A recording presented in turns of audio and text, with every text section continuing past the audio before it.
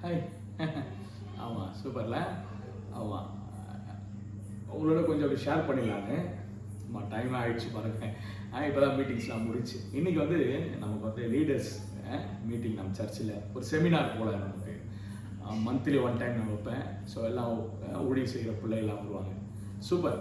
So நான் பாருங்கள், நேற்று ஒரு வீடியோ நான் போட்டிருந்தேன். விதைக்கிற ஒருவன் புறப்பட்டால் அது புறப்படுகிறான், விதைக்கிற ஒருவன் புறப்படுகிறான், அது நல்ல நிலத்தில் விழும் அப்படின்றது பாருங்கள். அதோடைய கண்டினியூஷன் தான் கொஞ்சம் நான் அப்படியே, அது பார்ட் 1, இது பார்ட் 2 அப்படி வச்சுங்க.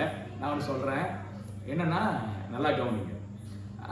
பாருங்கள், நீங்கள் வந்து நீங்கள் தூங்கலாம், ஆனால் உங்கள் விதைகள் தூங்காது. சில நேரம் நம்ம நினைக்கிறோம் நிறைய உதவிகள் வந்து நமக்கு வந்து இவங்க மூலியமாக கிடைச்சிரும். பாருங்கள், சில இடங்கள் நம்ம ஒரு விதையை விதைச்சிருப்போம் பாருங்கள், அது கற்பாறை முள்ளுள்ள இடங்கள், அந்த மாதிரி அந்த உதவி, அந்த விதைகள்லாம் வந்து உங்களுக்கு எழும்பாது. சில நேரங்களில் எழும்பலாம், அதுவுமே வந்து லாஸ்ட்டாக அது ஒரு திருப்தியாக இருக்காது. ஆனால் நல்ல நிலம்தான் நல்ல விதைகளை தீர்மானித்து உங்களுக்கு எழுப்பி சப்போர்ட் பண்ணும். ஸோ அதான் சொல்கிறேன், நீங்கள் தூங்கிடலாம், ஆனால் உங்கள் விதைகள் தூங்காது. நான் சொல்கிறேன், உங்கள் விதைகளை விதைச்சிருப்பீங்க, அந்த விதைகள்லாம் இந்த நாளில் எழும்பி உங்களுக்கு சப்போர்ட் பண்ணும்போது, ஒரு இந்த மாதம் ஒரு பெரிய டிஃபிகல்ட்டாக இருக்கலாம், நிறைய விஷயங்கள் நம்ம போகலாம், ஆனாலும் உதவி வரும் கண்மலை நோக்கி நம்ம காத்திருக்கிறோம்.